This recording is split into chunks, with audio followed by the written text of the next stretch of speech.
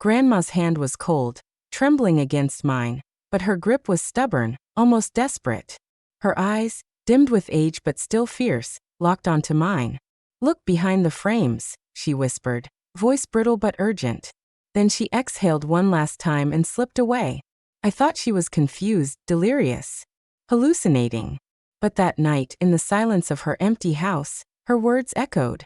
I moved to the mantel, touched the frame she always loved, her favorite family portrait.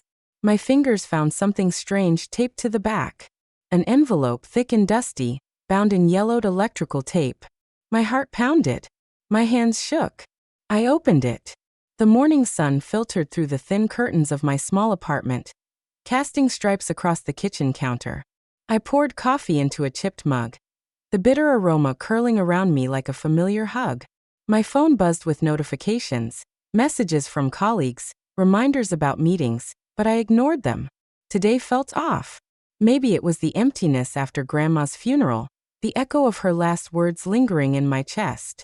I ran my fingers over the rim of the mug, feeling the tiny chips, the roughness that always made me hesitate before sipping. Grandma had left me her apartment key on the kitchen table, tied with a faded ribbon. I remembered her humming as she prepared breakfast for me every Sunday when I was a kid. Those memories were warm, grounding, but now tinged with unease. Work was another world. I managed a small antique shop downtown, the kind where dust clung to mahogany shelves and forgotten treasures whispered their histories. People often asked why I loved it so much. Because every item tells a story, I'd say. But the truth was simpler. I liked uncovering secrets. Old letters, hidden compartments, unnoticed carvings. I had a knack for noticing what others overlooked. That morning, I arrived at the shop to the smell of polished wood and aged paper. The bell above the door jingled as customers trickled in, and I smiled, nodding politely. Mrs. Patel, a regular, lingered over a silver locket. It belonged to a war bride. I explained softly, recounting the story etched inside. Her eyes misted over. Moments like this reminded me why I kept the shop, why I preserved these fragments of lives long past. After closing, I'd usually head home to unwind with a book or a crossword puzzle. But tonight, Grandma's words gnawed at me. Check the frames. Why? What had she seen, or remembered, that made her cling to that cryptic warning? My apartment, my routines, even my coffee tasted hollow as I replayed the day in my mind, feeling a chill I couldn't shake. Grandma had always been my secret keeper, my quiet refuge from the chaos of our family. My parents, well, they had their priorities. Appearances, social circles, keeping up with the neighbors. My cousin, David, thrived on attention, on being the favorite. And me? I was the invisible one, the quiet observer, the kid who always got overlooked at family gatherings. Over the years, I noticed the subtle ways they excluded me. My birthday gifts delayed, my achievements glossed over, dinner conversations where I was spoken to, never listened to. I learned early that being polite and invisible was safer than demanding recognition. Grandma saw it though. She'd pinch my shoulder gently, whispering, "One day, they'll have to answer for ignoring you." I never understood what she meant at the time. It started small. A missing check, an unexplained charge on my credit card, a family heirloom lost in the attic. My parents shrugged, laughed it off, said I was imagining things. David always had a way of smiling just enough to deflect suspicion. And me? I swallowed my hurt and convinced myself that family was complicated. But Grandma knew. She had kept meticulous notes, receipts, letters, photographs, phone messages, all carefully hidden behind her favorite frames. I only learned the scope after she died. I discovered the first envelope taped behind a picture of her and my grandfather on their 50th wedding anniversary. Inside were invoices for items I'd bought, without my knowledge, charged to my bank account. Receipts for furniture, electronics, even trips David had taken. All paid using money from me. The betrayal stung, not just financially but emotionally. The people I trusted most had manipulated my life. They had hidden greed behind smiles and hugs. It wasn't just money. There were photographs, secret meetings, casual but incriminating snapshots showing conversations and handshakes that never included me. Plans I wasn't aware of, decisions made over my head, signatures on documents I didn't recognize. It hit me like a punch.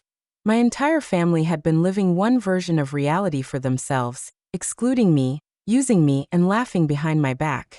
And yet, Grandma's handwriting scrawled on small slips of paper was there, quietly guiding me. Check dates. Check signatures. Notice patterns. She had seen it all, pieced it together. And now it was my turn. That night I couldn't sleep. The house smelled faintly of wax and lavender, Grandma's scent clinging stubbornly to the corners. I paced the living room, hands brushing over frames, looking for the envelope. My fingers paused over one large family portrait, the one above the fireplace. Something felt off. There was a bulge at the top edge, subtle, almost imperceptible. I tore the tape carefully, heart hammering. Inside, photographs of my parents, David, and my aunt, laughing with a man I didn't recognize, signing papers, exchanging envelopes. Receipts from banks, canceled checks, contracts. All pointing to one truth. My family had been siphoning money from Grandma's estate for years, hiding it under layers of legality, pretending innocence. I couldn't breathe. My hands shook. All these years, all this time. I whispered, voice raw. I sank onto the floor, pressing the envelope to my chest. The betrayal wasn't just financial, it was intimate, deliberate, knowing. They had erased my place in the family, replacing it with David's ambitions. I thought of the family reunion last month. My birthday. The subtle glares, the whispered jokes. All of it made sense now. They weren't forgetful or careless. They were calculating, and I had been blind. I could feel a slow, burning anger rising, mixing with grief. But anger wasn't enough. Grandma wouldn't have wanted me to scream or destroy. She had left a path, a quiet, relentless path. And I would follow it. Sleep abandoned me. I walked the halls of Grandma's house like a shadow, clutching the envelope. I remembered the nights she had stayed up with me as a child, whispering secrets about our family, about the importance of noticing the unnoticed. I remembered the way she had looked at me the night before she died, eyes fierce, insisting I see what she had seen. I thought of all the moments I had felt invisible, all the quiet humiliations, all the betrayals ignored because I didn't know better. And I made a choice. I wouldn't just confront them. I would reclaim my truth. I spent hours going through the photographs, the receipts, the letters. I made notes, connected dates to events, tracked the movement of money, the signing of documents, the subtle smiles that hid malice. My hands were raw, my eyes stinging, but a clarity emerged. I could see the patterns, the deliberate omissions, the betrayals so carefully hidden. I remembered one winter evening long ago, when David had taken credit for an award I'd earned. Grandma had hugged me, whispering, "Patience. One day it will matter. One day, truth will matter more than their applause." I had laughed then, not understanding. Now the meaning hit me with precision. Grandma had been preparing me for this moment. I began drafting emails, planning discreet meetings with lawyers, double-checking documentation. I would not rush. I would not act in anger alone. I would use facts, precision, and the quiet weight of undeniable truth. Nights bled into early mornings. I pored over every paper, every photo, every signature. My body ached, my mind spun, but I felt alive in a way I hadn't in years. The fire inside me wasn't rage, it was resolve. And it whispered one phrase over and over. They will answer. They will see. I started small. First, a discreet consultation with a lawyer specializing in estates and fraud. I handed over copies of the documents Grandma had hidden, explaining my suspicions. The lawyer raised an eyebrow, skimmed through the evidence, and nodded gravely. "This is substantial," he said. "You have a real case here, but you need to be meticulous. One mistake, and they could bury it." I spent days organizing the materials, creating timelines, annotating photos. Every signature, every date, every receipt had to be irrefutable. I felt like a detective chasing ghosts, connecting invisible threads. I reached out to a bank manager, carefully requesting records linked to the accounts Grandma had maintained. Some doors slammed in my face. Some calls went unanswered. I felt the frustration creep in. The same helplessness I'd felt when I was ignored as a child. But I reminded myself, patience, precision, persistence. Then came the first setback. A lawyer I consulted turned out to have connections to my parents' side of the family. I caught wind of it just in time. My stomach churned. The betrayal familiar yet sharper because it mirrored the past. I realized I couldn't rely on half measures or casual trust. Every step had to be mine, guided only by facts and Grandma's hidden instructions.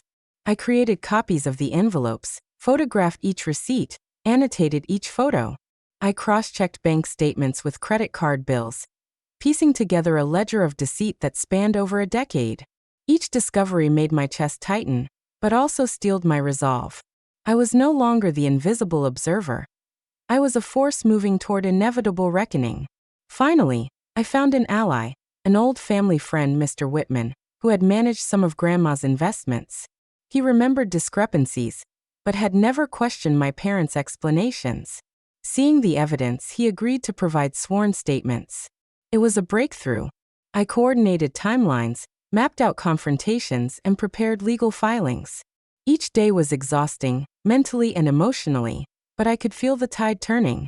I wasn't just seeking restitution. I was reclaiming the dignity my family had tried to erase. The day of reckoning came quietly, in the conference room of the law firm. My parents sat across from me, David fidgeting, my aunt avoiding eye contact.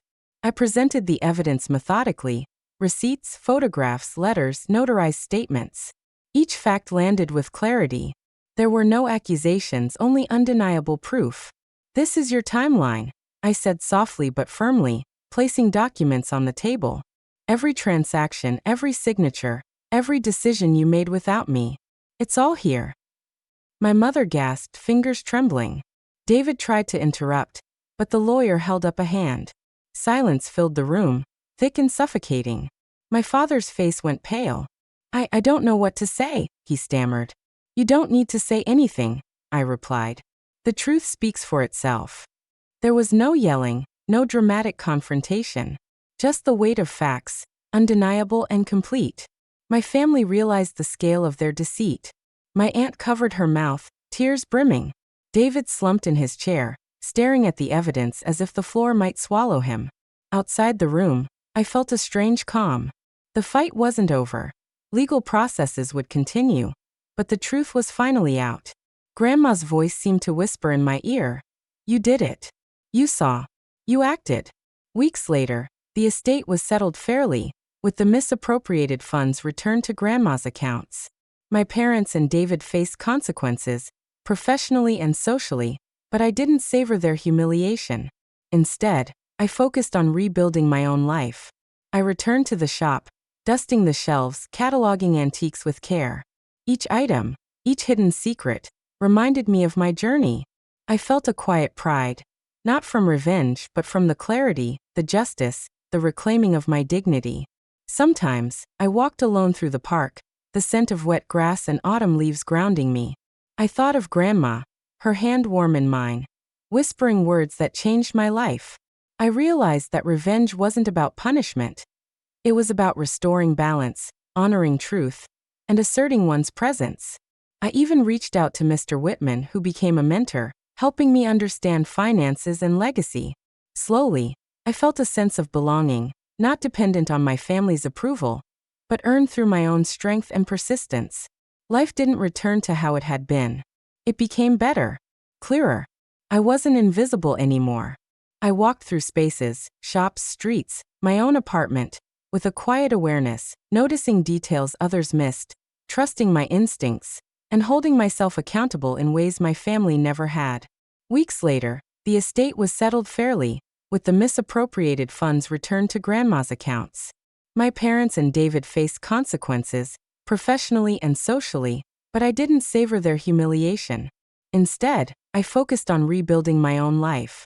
I returned to the shop, dusting the shelves, cataloging antiques with care. Each item, each hidden secret, reminded me of my journey. I felt a quiet pride, not from revenge, but from the clarity, the justice, the reclaiming of my dignity. Sometimes, I walked alone through the park, the scent of wet grass and autumn leaves grounding me. I thought of Grandma, her hand warm in mine, whispering words that changed my life. I realized that revenge wasn't about punishment. It was about restoring balance, honoring truth, and asserting one's presence. I even reached out to Mr. Whitman, who became a mentor, helping me understand finances and legacy. Slowly, I felt a sense of belonging, not dependent on my family's approval, but earned through my own strength and persistence. Life didn't return to how it had been. It became better, clearer. I wasn't invisible anymore. I walked through spaces, shops, streets, my own apartment, with a quiet awareness, noticing details others missed, trusting my instincts, and holding myself accountable in ways my family never had.